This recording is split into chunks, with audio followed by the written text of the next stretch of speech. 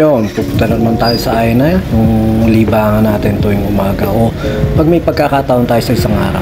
Kahit minsan nakakatamad na, pero ayun nga sabi ko, investment ko naman to para sa kalusugan ko kahit wala pa ako nararamdaman ngayon. Kahit wala pa tayong iniinda ngayon, kahit pa paano nga, investment natin na detox na tayo sa ating katawan kasi mahirap yung pagkakataon na ayun nga, kung kailan may nararamdaman na tayo at hirap na tayong kumilos tsaka tayo kikilos.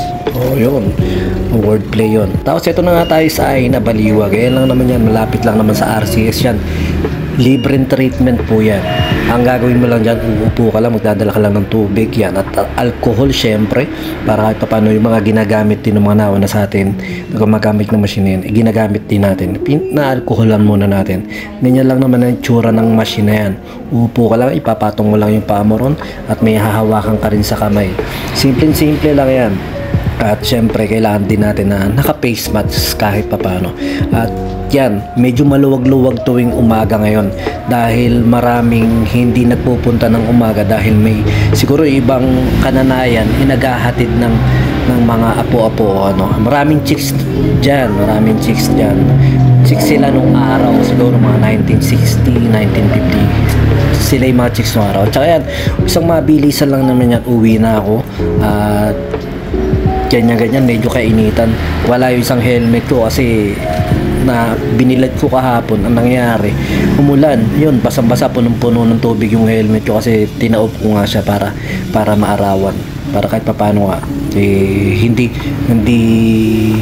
basta pinarawa ko, ganun na lang. Tsaka yan, papunta na ako, pauwi na ako. Pero ayun nga, dahil nga parang pa after lunch na yan, dumaan na tayo ron sa school nila Jairus naman. Isang mabilisan daanan lang din naman yun dahil nandiyan lang din naman yan sa Chaong. Basta dinaanan ko. At saka itong mga to biglang nagagalit dun sa misan lumili ko, kaya mga binidyo ko na rin. At saka syempre, ito na tayo ron sa malapit na tayo sa school. Ayan na pala yung school nila Jairus, yung mga bata. Syempre yan, shoutout yan, grade 1 at saka grade 4 na yung dalawa na yan. Isang mabilisang video, sinama na rin natin. At pag uwi natin, ito ginawa ko. Yun, pagkatapos natin magaya na, bahay na tayo. Kinig tayo ng mga old song. Yan. Pag nami-miss ko, yan. Sa pinakikinggan ko yan. Yan. Ito yung mga paboritong mga kantahan ng ilang mga araw. Siyempre, ito yung mga kinalakyan siguro nila. Pamparelax lang. Walang ingay-ingay. Tapos, ramdam mo para bumabalik ka sa mga sinaunang panahon na yung mga tao tahimik lang, kumbaga simpleng buhay.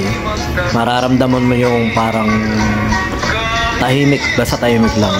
Yung sa mga musika pa lang nung araw, mararamdam mo yung malalim na pagkatagalog o pagiging sinauna nila. Basta ganun lang, basta nakaka-relax to mga ganitong music.